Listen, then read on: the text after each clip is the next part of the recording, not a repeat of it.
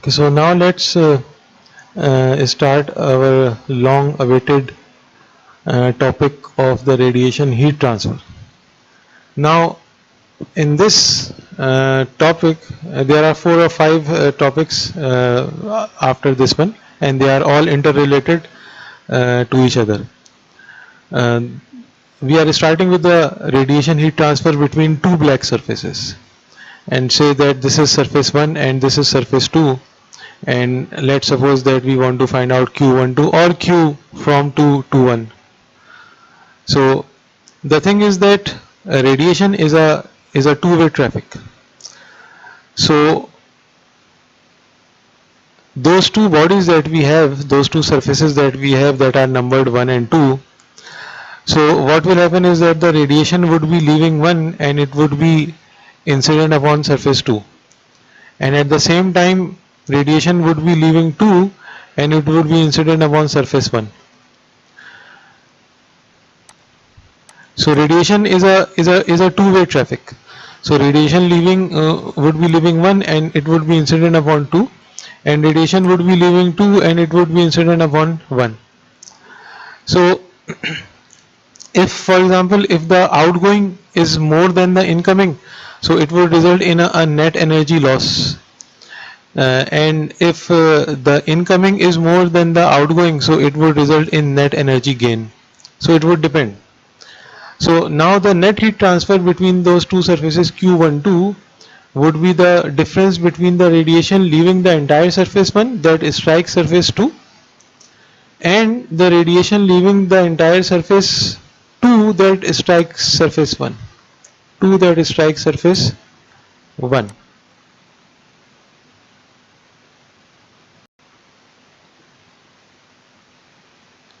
So the heat transfer between those two surfaces, as I just told you, would be the difference between the radiation leaving the entire surface 1, which would be incident upon surface 2, and the radiation which is leaving 2, which would be incident upon 1. Now what is the radiation which is leaving entire surface 1? It is EV1. Why it is EV1? It is EV1 because the surfaces are black, because both the surfaces are black. See, it says radiation leaving 1. It does not say radiation emitted by surface 1. There is a difference between the emitted radiation and the radiation leaving a surface. In fact, the total radiation leaving any surface is the sum of the radiations emitted and the radiations reflected, which we call radiosity. But over here since the surfaces are black, so therefore a black body by definition is a perfect absorber, and therefore its reflectivity will be 0. So for a black body, for a black surface, the radiosity would be equal to its emissive power, and therefore we do not see a J over here, rather we have EB over here. Now this EB would have units of watts per square meter, right? So we will multiply it by area. To get the units of watts. Now radiation which is leaving 1 is being incident upon 2. But is all the radiation leaving 1 being incident upon 2? The answer is no, because there is some radiation which is leaving 1 which is not being incident upon 2. And this radiation which is not being incident upon 2 will not play any part in radiation heat transfer between these two surfaces. So how do we find out that fraction which is leaving surface 1 and which is striking surface 2? So we need to multiply this EB times area, means watts, by F12. F12 means the fraction of the radiation leaving 1 which strikes surface 2 directly, minus the radiation leaving the entire surface 2. So the radiation leaving entire surface 2 would be its radiosity, means the emitted radiation and the reflected radiation. But since the surface is black, so by definition it will absorb all the incident radiation, so therefore its reflectivity will be equal to 0, and therefore its radiosity would be the same as its emissive power. So therefore the radiation leaving the entire surface 2 would be EB2, and since it has got the units of watts per square meter, so we will multiply it by area so as to get watts. And then, is all the radiation leaving 2 being incident upon 1? The answer is no. Some of it would be incident upon 1, and some of the radiation which is leaving 2 is not being incident upon 1. So again, we will multiply it by F21 for the purpose defined a little earlier. Now, just arranging the terms, we can write it as A1 F12 EV1 minus A2 F21 EV2. Now, using reciprocity, A2 F21 is equal to A1 F12. So, in place of A2 F21, we can write A1 F12. The rest of the things remain the same. And then we can take out A1 F12 common from both the terms. So, we will have EV1 minus EV2 inside. And EV sigma T4 is Stephen Boltzmann's law. So therefore we can write EV1 as sigma T14 and EV2 as sigma T24, and then we can take sigma out and we would then have T14 minus T24. Now see, this expression is a little bit different from what we came across in chapter number 1. It was sigma epsilon A T14 minus T surrounding 4. So do we have sigma over here? We do have sigma over here. Do we have epsilon over here? No. Why? Because the epsilon of both the surfaces is 1, because they both are black bodies. Do we have T14 minus T24? Yes, we do have. But in addition to that, we have this F12 over here, which was not there in chapter number 1. Because over there I had told you that expression of sigma epsilon A T14 minus T surrounding 4 is for that body which is placed in a large surrounding, so that all the radiation which would leave the surface of that body would go into the surroundings, and therefore this F would then be equal to 1. So it was in fact 1 over there, which is not 1 in this case, where we are going to learn the radiation heat transfer in detail. Now, radiation heat transfer from a diffuse gray surface. And this is what we were just discussing, that for a gray surface means the surface which is not black, means it would not be a perfect absorber. So now the radiation leaving that gray surface would be the sum of the emitted radiation, which would be by virtue of its temperature, and the reflected radiation, which would depend upon the reflectivity of the surface, and we call that sum as radiosity. So J would be epsilon EB plus reflectivity times G, where G is the incident radiation. I refers to the surface. You may call it I, or you may call it J, or you may call it 1 or surface 2, whatever you like to call it. And then epsilon EB remains epsilon EB, and rho has been written as 1 minus epsilon. How can we write rho as 1 minus epsilon? We have written it using the Kirchhoff law. Now how Kirchhoff law? Because Kirchhoff law does not say that rho is equal to 1 minus epsilon. See, first of all, we will write this reflectivity. If this is an opaque surface, because most of the time we come across opaque surfaces in heat transfer, because if it would be a pipe, or it would be insulation, or it would be a wall, or it would be a furnace wall, or it would be a rooftop, or it would be a the floor. So it would be for opaque surfaces for which tau would be 0. So therefore absorptivity plus reflectivity. Absorptivity means alpha, and plus reflectivity means rho. So that would sum up to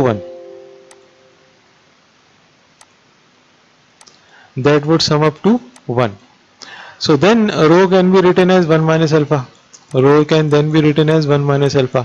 And then alpha is equal to epsilon using Kirchhoff's law. So therefore this has been in the second step written as 1 minus epsilon.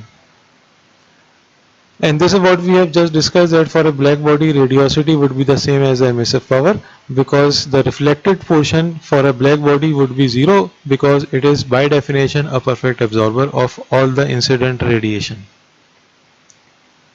Now the net radiation heat transfer to or from a surface, a surface.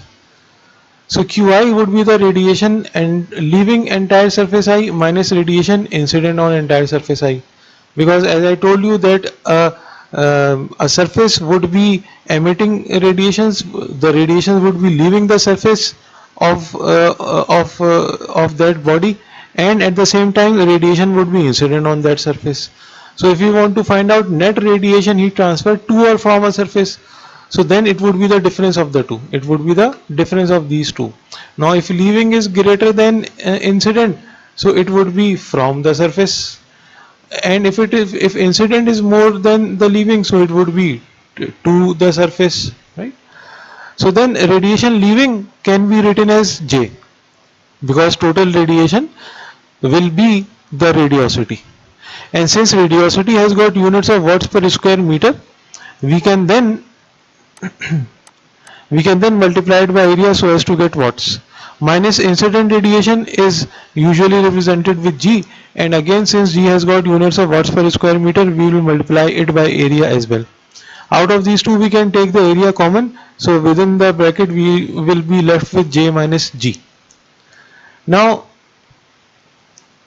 on the previous page we had this expression, J was epsilon E plus 1 minus epsilon G on the previous page. So from here we can write G as J minus epsilon E over 1 minus epsilon. J minus epsilon E over 1 minus epsilon. And we can then put this one in equation 1. We can then put this expression for G in equation number 1.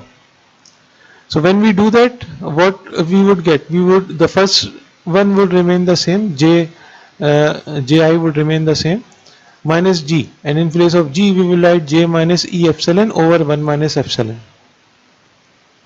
Now if we take the LCM, so it would be J multiplied by 1 means J, and then minus J times epsilon, and minus J and plus E times epsilon.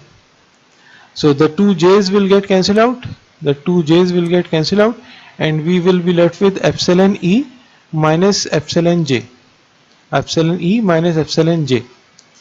out of which if we take epsilon common, so we would have EB minus J over 1 minus epsilon. Now if we now write this Q in such a form so that we only have EB minus J in the numerator, I hope you would recall that we had done the similar things in chapter number 3 when we started discussing thermal networks. If we write it in such a form that we keep EB minus J in the numerator and then take the rest of the parameters in the denominator, so it would be then written in this form, and therefore whatever is written in the denominator would be some sort of a resistance. What do we call it? We call it the surface resistance. And this resistance is in fact the resistance offered by the surface to the radiation flow, and this surface resistance will be 0 for a black body. Why? Because for a black body epsilon is 1, and as soon as you make epsilon as 1, the numerator becomes 0, and therefore the surface resistance vanishes. So the surface resistance will only exist in case of gray surfaces, in case of real surfaces, and it will not exist in case of black bodies. So this is how we can draw that.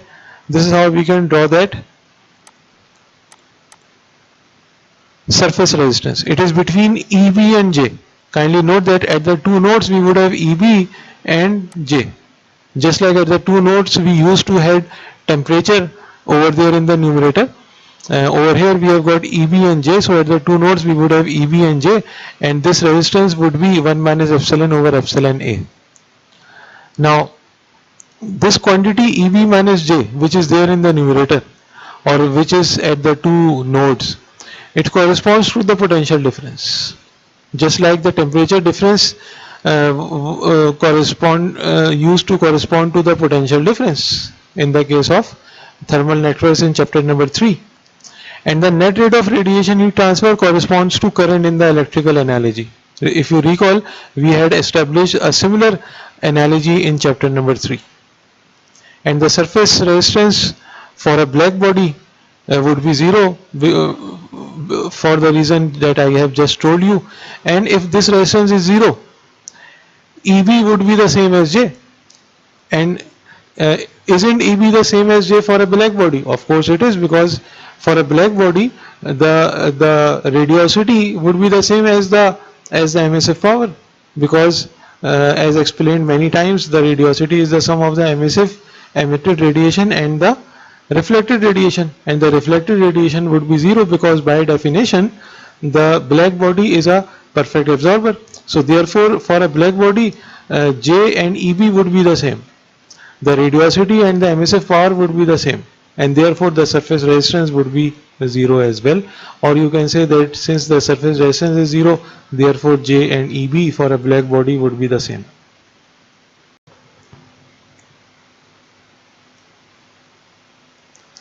So now the next very small topic is re-radiating surface.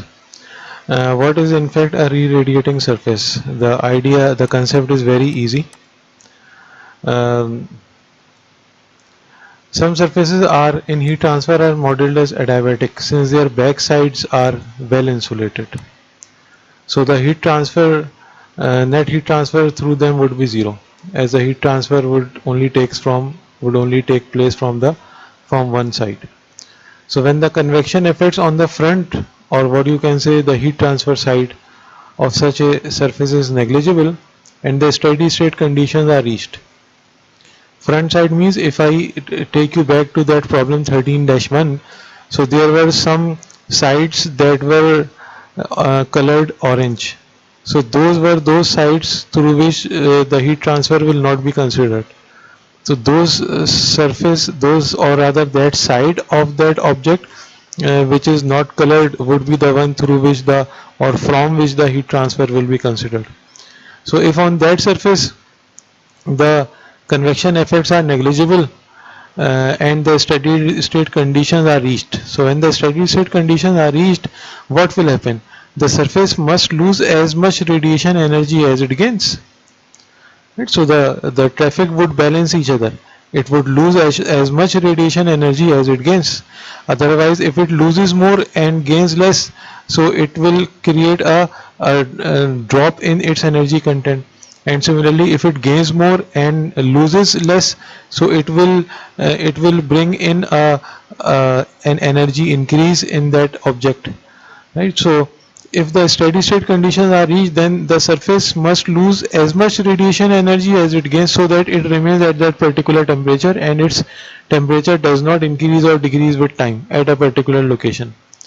So in such cases, those surfaces are said to re-radiate all the energy it receives.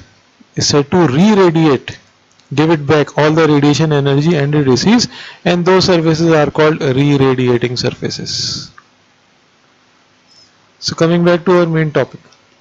Now, previously we had, it's the third in a row. The first one was the net radiation heat transfer between two black surfaces. And the next one was regarding radiosity, and the next one was the net radiation heat transfer to or from a single surface, in which we came across the concept of surface resistance. Now we are looking at the net radiation heat transfer between two surfaces, not from one surface, rather between two surfaces. Now for that, Q12 would be the radiation leaving the entire surface 1, that strikes surface 2, minus the radiation leaving the entire surface 2, that strikes surface 1.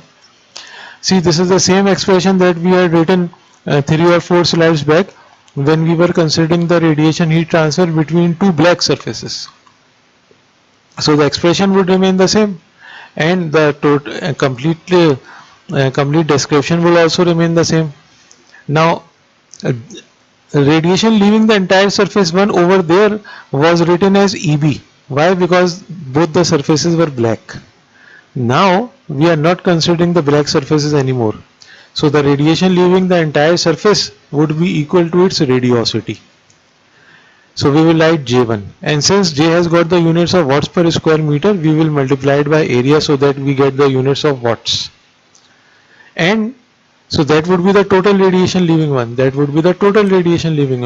But the radiation leaving one is being incident upon 2 and is also not being incident upon 2.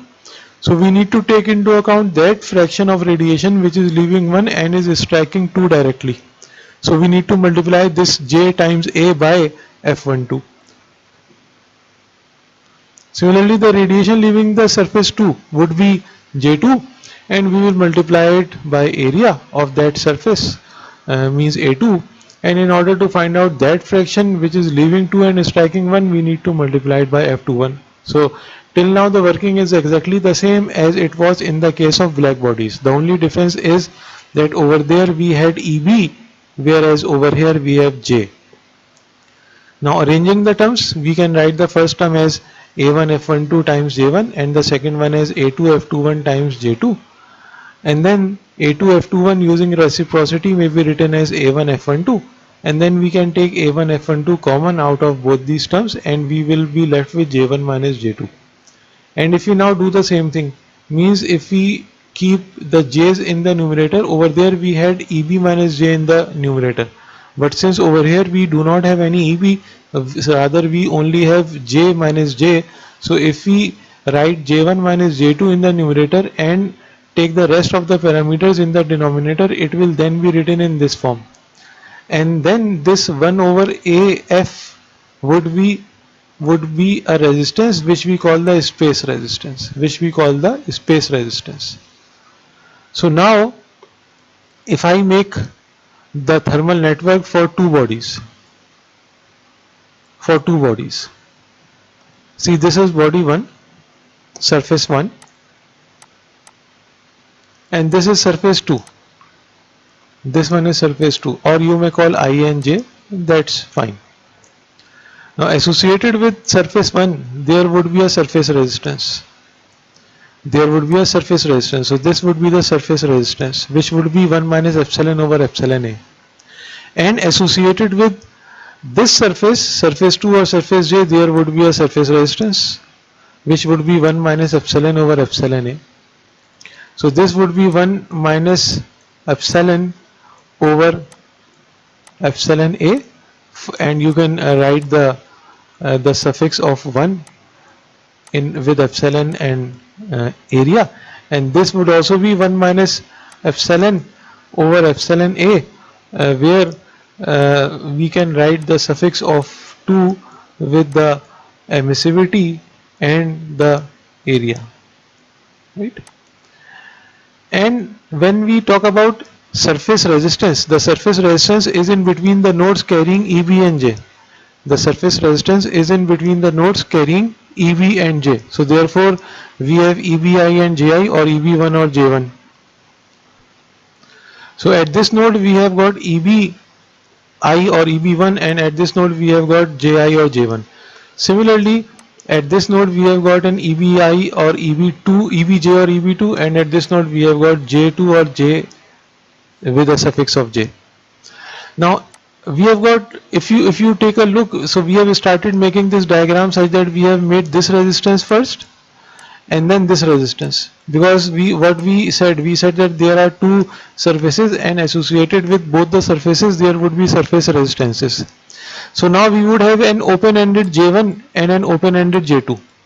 Now in between J's there would be space resistance, the expression, so there would be a space resistance. So between the J's we can first draw this resistance, and this resistance would be represented as 1 over AF. So it would be represented as 1 over AF.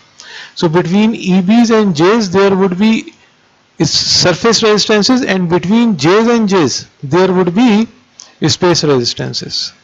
So now if we extend our analysis to a 3 surface enclosure, now in this 3 surface enclosure there are 3 surfaces, 1, 2 and 3. So associated with surface 1 there would be surface resistance,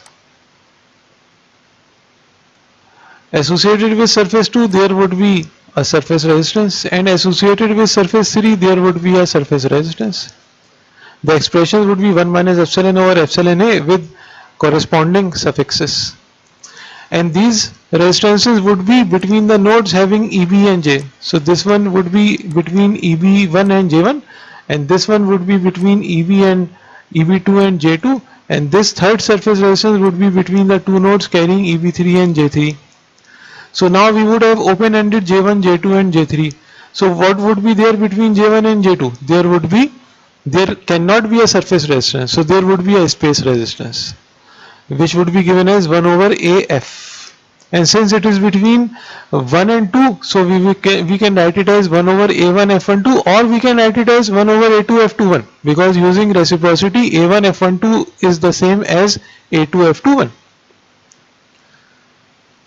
And then between J1 and J3 there would be another space resistance. Since it is between 1 and 3, it would be given as 1 over a1 f13 or 1 over a3 f31, because using reciprocity a1 f13 and a3 f31 would be the same. Similarly, between J2 and J3 there would be a space resistance which would be given as 1 over a2 f23 or a3 f32. Now EB1 minus J1 over this resistance, EB1 minus J1 over this resistance would be Q1. Right? Didn't we write Q1 in this form? If we go back and see, Q1 net radiation heat transfer from a surface was EB1 minus J1 over 1 minus epsilon over epsilon A. Right? So this would in fact be Q1. EB2 minus J2 over this resistance would be Q2, and similarly EB3 minus J3 over this resistance would be Q3. When Q1 reaches at this node, it splits up. One part goes towards 2 and one part goes towards 3. So therefore Q12 would be J1 minus J2 over 1 over A1 F12, and Q13 means that part of heat transfer which is taking place between 1 and 3 would be J1 minus J3 over this resistance 1 over A1 F13. Let me show it to you over here. Now Q1 is Q12 plus Q13, right? That is the easiest of the things. So where Q12 would be this expression, J1 minus J2 over the space resistance plus J1 minus J3 over the space resistance. However, when we write the same thing for body 2, for surface 2, for object 2, we will write it in this form. Q2 is Q21 plus Q3.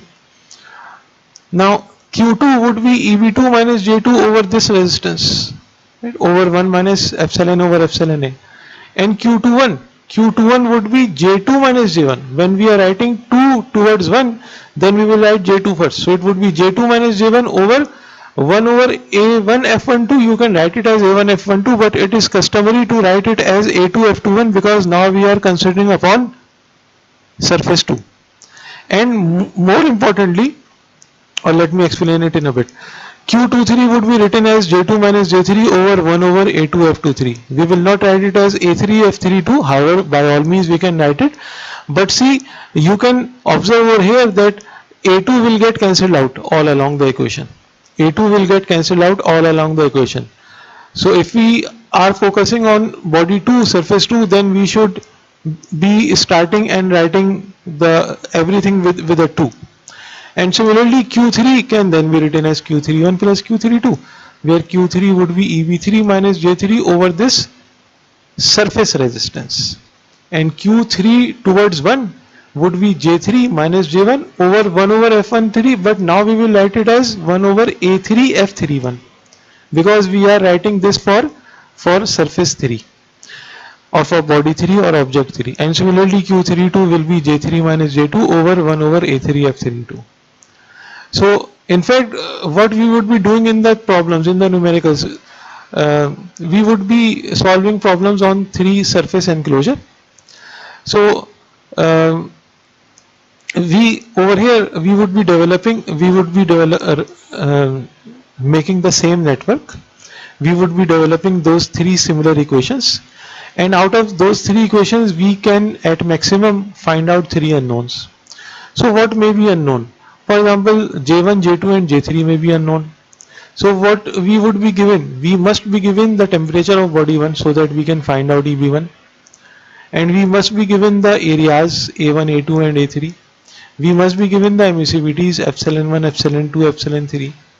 For F12, F13, F21, F23, F31 and F32 means all the shape factors, there are 6 shape factors.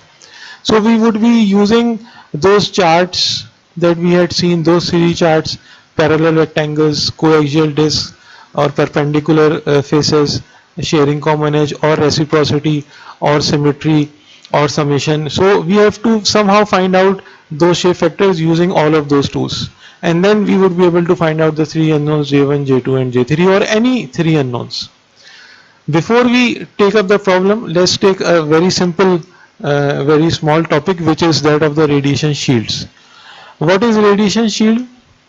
A radiation shield is in fact a surface which has high reflectivity, and it is thin, and it repels the radiation. Now what happens is that sometimes we are measuring the temperature. Now when we are measuring the temperature with the help of a sensor, so and the sensor is placed, for example, in a hot furnace, and we are trying to measure the temperature of something else. So we will try to block the radiation from coming onto undesired surfaces onto the sensor, so that it records the temperatures it records the desired temperatures accurately, or more accurately. So those things are called radiation shields. Now if we take a look, for example, over here, so over here we have got a surface at temperature T1 and having an emissivity of epsilon 1, and over here we have got this surface 2 at temperature T2 with an emissivity of epsilon 2. So what will happen? See, associated with the surface there would be a surface resistance, so there would be an 1 minus epsilon over epsilon 1 for surface resistance for surface 1, and similarly surface resistance for surface number 2. And then if we call this shield as 3, so there would be A1 F1 3, means the space resistance between 1 and 3. Similarly there would be a space resistance between 2 and 3, right? And since shield is a material itself, so since shield is a surface itself, so associated with that surface there would be surface resistance, which would be given as 1 minus epsilon over epsilon A on both the sides. So this is the simple concept of radiation shields, that we use the radiation shields so as to reduce the effect of, or unwanted effects of, radiation onto any sensor or any body.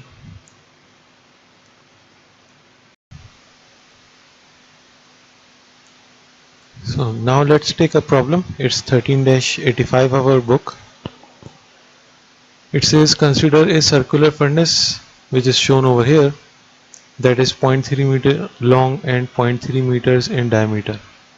The two ends have diffuse gray surfaces, so the two circular ends have diffuse gray surfaces, means emissivity would not be 1, that are maintained at 400 and 500 Kelvin.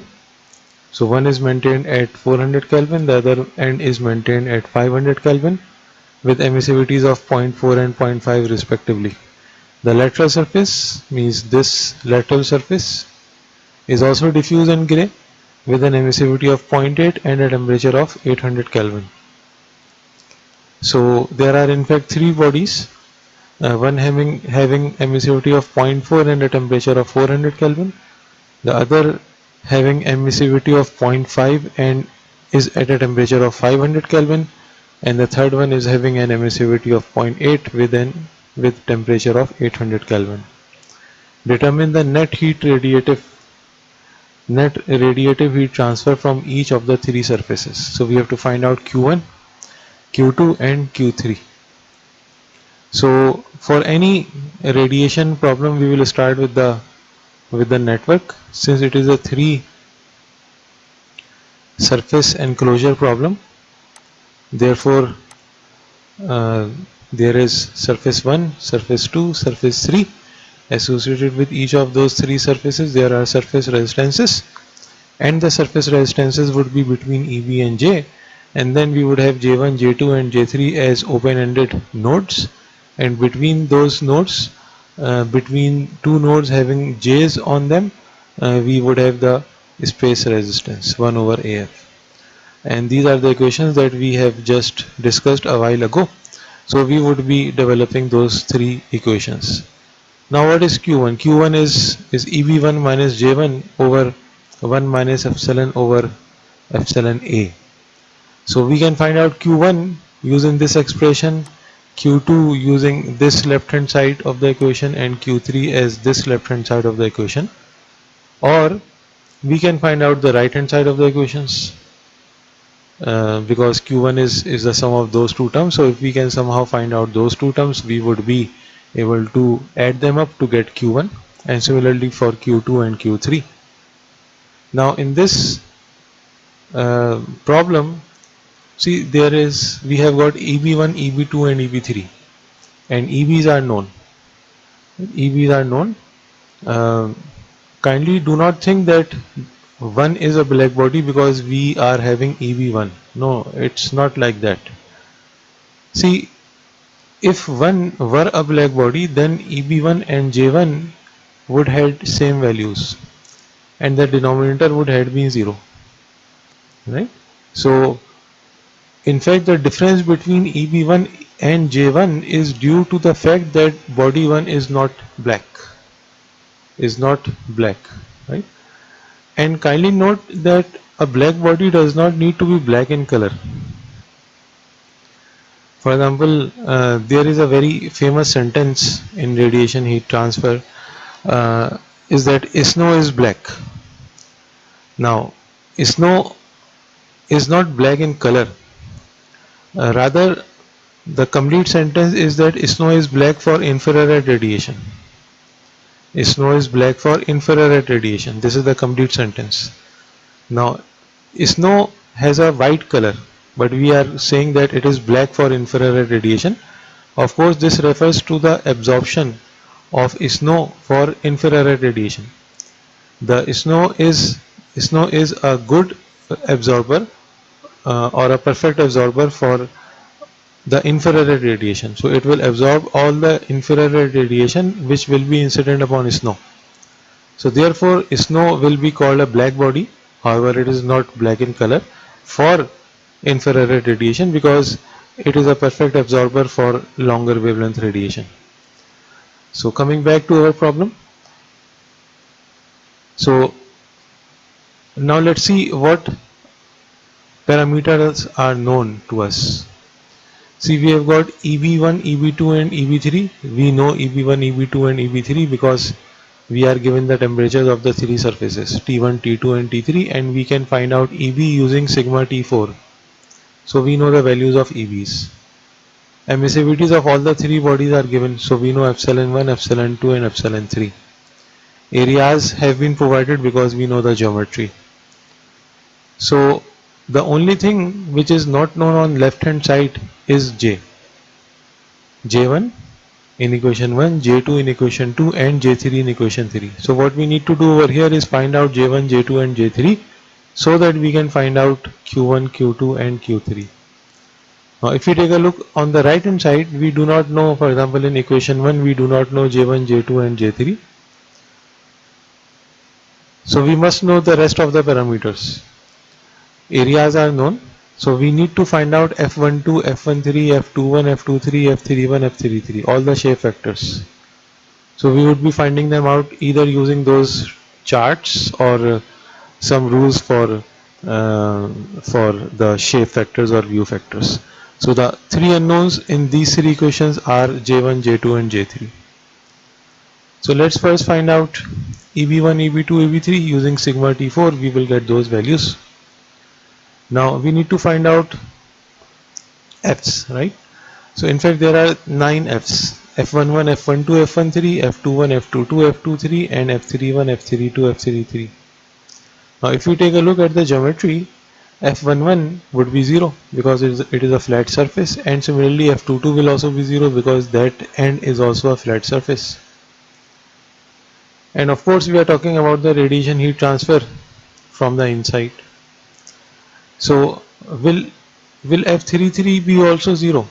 F33 won't be 0 because third surface is a circular surface. So radiation would be leaving inside the cylinder and would be incident upon itself. So F11 and F22 would be 0. However, F33 will not be 0. So F11 and F22 are 0. Now in order to find out F12, for example, what is F12? F12, if we take a look at this figure again, F12 is the radiation leaving this disk, which will be incident upon this disk or this circular surface. Now, in order to find that out, we must refer to this chart.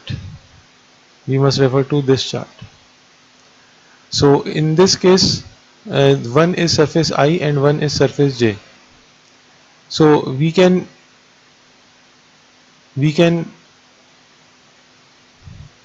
find out either F12 or F21, and in fact you will realize that F12 and F21 would be the same.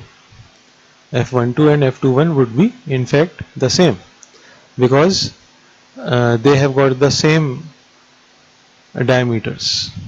1 and 2, I and J, have got the same diameters. So using symmetry rule, F12 and F21 would be the same.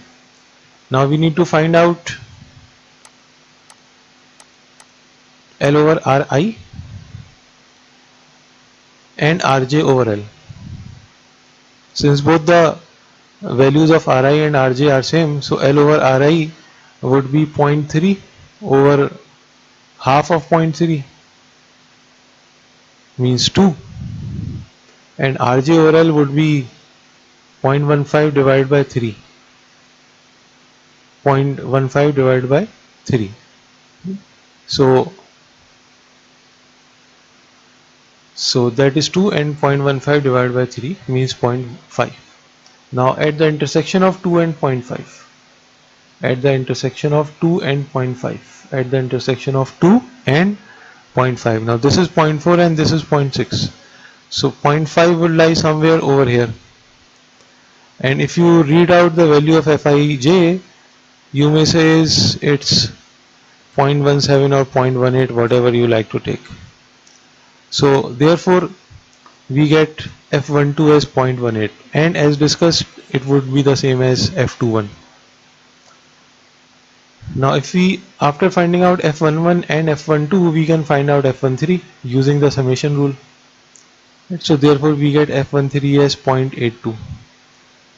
So F13, if we take a look at the geometry, F13 would be the same as F23. F1 onto 3 would be the same as F from 2 onto 3. So therefore they both would be the same. So we have found out F12, F13, F21, F23. Now we have to find out F31 and F32. So using the reciprocity, we can find out F31 as 0.205, which would be the same as F32 using the symmetry. So now if we put all those values of EVs, the areas and the shape factors in equations 1, 2 and 3, we get those three values as the values of J1, J2 and J3. This is J3, 22,216. And then if we put them in those values of J1, J2 and J3 in the equation, we get the values of Q1, Q2 and Q3 as -538, -603 and 1141 watts. So when we start solving any radiation heat transfer problem, we would start with the thermal network, and the problem that we have taken over here is a 3 enclosure problem, 3 surface problem. There are some 2 surface problems in the book as well, but those would be subsets of this problem, right? Any three surface radiation network problem would be a superset for a 2 surface radiation network problem. So we have solved a 3 surface network problem, so all the 2 surface network problems should not be any problem, and they would be solved rather more easily as compared to this one.